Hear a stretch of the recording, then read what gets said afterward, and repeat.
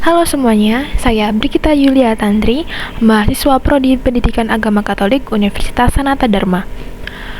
Kali ini kita akan membahas tentang arti Trinitas. Banyak orang Kristen mungkin tahu tentang Trinitas, tetapi seringkali merasa sulit untuk benar-benar memahaminya.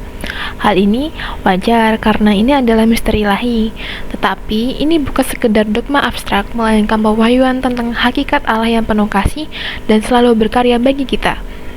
Mari kita pahami lebih dalam mengapa Trinitas disebut sebagai hati iman Kristiani. Mari kita mulai dari dasar, yaitu tentang apa itu Trinitas. Iman Kristiani percaya pada satu Allah, namun dalam kesatuannya dia adalah tiga pribadi yang berbeda, namun tidak terpisahkan, yaitu Allah Bapa, Allah Putra, dan Allah Roh Kudus. Ini adalah inti dari kepercayaan kita. Tanpa Trinitas, banyak ajaran lain seperti inkarnasi Yesus atau kehadiran Roh Kudus tidak akan memiliki makna utuh. Ini adalah Allah yang kita sembah dan kita imani. Perlu dicatat bahwa kata Trinitas sendiri tidak langsung ditemukan dalam Alkitab. Namun, konsepnya dirumuskan secara mendalam oleh para bapa bangsa gereja, mula-mula berdasarkan fondasi Alkitabiah yang sangat kuat. Tokoh seperti Theophilus dari Antioquia di gereja timur menggunakan istilah Yunani yaitu Triados, sementara Tertullianus di gereja barat menggunakan istilah Latin yaitu Trinitas. Mereka berusaha menjelaskan realitas Allah yang terungkap dalam kitab suci. Itu paling nyata ada pada instruksi Yesus sendiri saat membaptis. Pergilah, jadikanlah semua bangsa muridku dan baptislah mereka dalam nama Bapa dan Anak dan Roh Kudus pada Matius 28 ayat 19. Ini adalah titik penangkal pengakuan iman kita. Bahkan setiap kali kita memulai Ekaristi, kita mengingat persekutuan ini. Semoga rahmat Tuhan kita Yesus Kristus, cinta kasih Allah dan persekutuan Roh Kudus besertamu.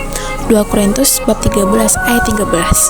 Jadi, konsep ini hidup dalam setiap ibadah dan perayaan iman kita. Lalu, sekarang bagaimana kita sebagai manusia menanggapi pewahyuan Allah yang agung ini?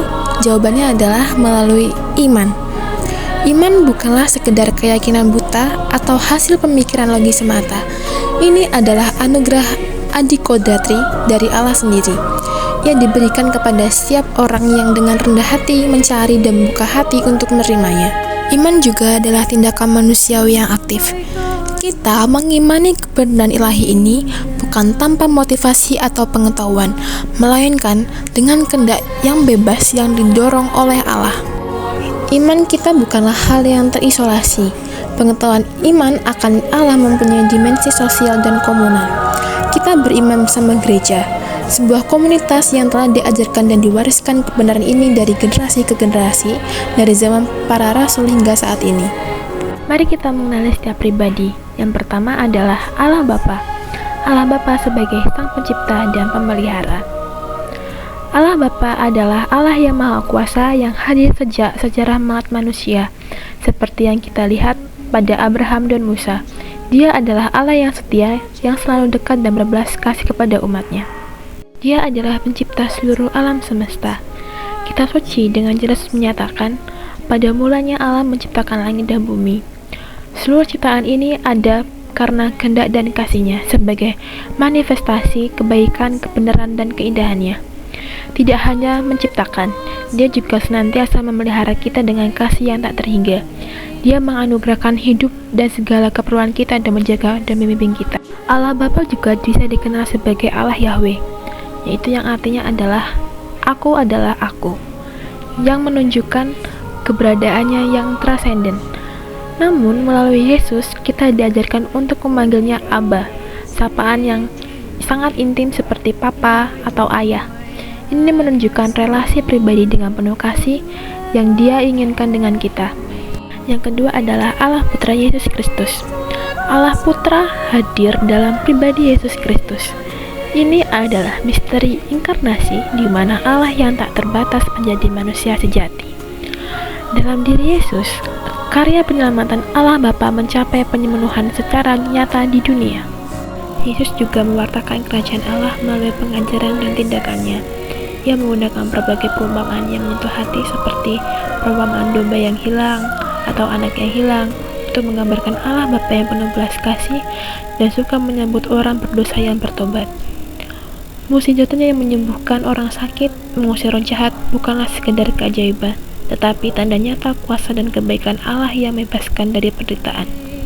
Dan yang ketiga adalah Allah Roh Kudus, sang penghibur dan pemberi hidup. Roh Kudus sudah hadir aktif sepanjang hidup Yesus. Ia yang memungkinkan Maria mengandung Yesus. Ia turun atas Yesus saat pembaptisannya, dan Yesus sendiri melakukan mukjizat serta pelayanannya dalam kuasa Roh Kudus. Roh Kudus adalah tanda kehadiran Allah yang terus-menerus di tengah gereja dan dunia. Ia menjadi prinsip yang mendasari seluruh karya hidup gereja. Roh Kudus memberi hidup kepada kita umat beriman, dan juga menjadi sumber berbagai karunia dan pelayanan di dalam gereja. Jadi, kita telah melihat bagaimana Allah Tritunggal, Allah Bapa, Allah Putra, dan Allah Roh Kudus adalah satu dalam 3 pribadi yang tak terpisahkan dalam keberadaan dan tindakan. Seluruh pewahyuan Allah ini terjadi sungguh demi keselamatan kita.